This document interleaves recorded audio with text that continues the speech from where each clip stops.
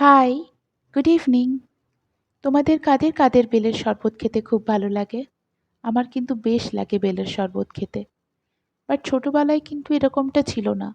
ছোটবেলায় আমার বেলের শরবত খেতে, ইভেন বেলের কোনো জিনিসই খেতে আমার ভালো লাগতো না।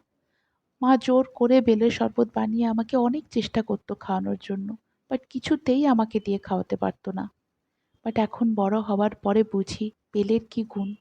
এখন বাজার থেকে নিজেই বেল কিনে এনে মাকে বলি যে মা একটু বেলের শরবত বানিয়ে দেবে। তোমাদের কাদের কাদের এরকম হয়? ছোটবেলায় যেই যেই জিনিসগুলো খেতে ভালো লাগতো না, সেই সেই জিনিসগুলোই এখন খেতে ভালো লাগে? বা ছোটবেলায় যে যে কাজগুলো করতে ইচ্ছে করতো না, সেই সেই কাজগুলোই এখন করতে ইচ্ছে করে, সেই সেই কাজগুলো করার জন্যই এখন মন ছটফট করে? আমার প্রচণ্ড হয় এই জিনিসগুলো। আমি ছোটবেলায় যেই যেই জিনিসগুলো খেতাম না, সেই সেই জিনিসগুলোই এখন আমার খেতে ভালো লাগে। যেই যেই কাজগুলো ছোটবেলায় করার জন্য আমার একদম ভালো লাগতো না, এখন বড় হবার পরে সেই কাজগুলোই আমার করতে ইচ্ছে করে। আজ বাজার থেকে আমি এই বেলেটটা কিনে এনেছিলাম। মাই বানিয়ে দিয়েছিল এই শরবতটা।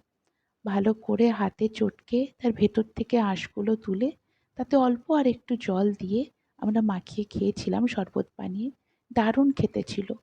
আমাকে আলাদা করে আর চিনি দিতে হয়নি, তোমরা চাইলে এতে চিনি মিশিয়ে খেতে পারো। বাট এটা বেলটা এমনিতেই খুব মিষ্টি ছিল। ইউটিউবে এটা আমার প্রথম ভিডিও। আমি জানি অনেক ভুল ভ্রান্তি আমাকে দিয়ে হবে। তোমরা কমেন্টে জানিও কোথায় কোথায় আমি আরও নিজেকে প্রোগ্রেস করতে পারি। আশা করি ভবিষ্যতে তোমাদের সঙ্গে আমার অনেকবার দেখা হবে, অনেকবার কথা হবে। বাই।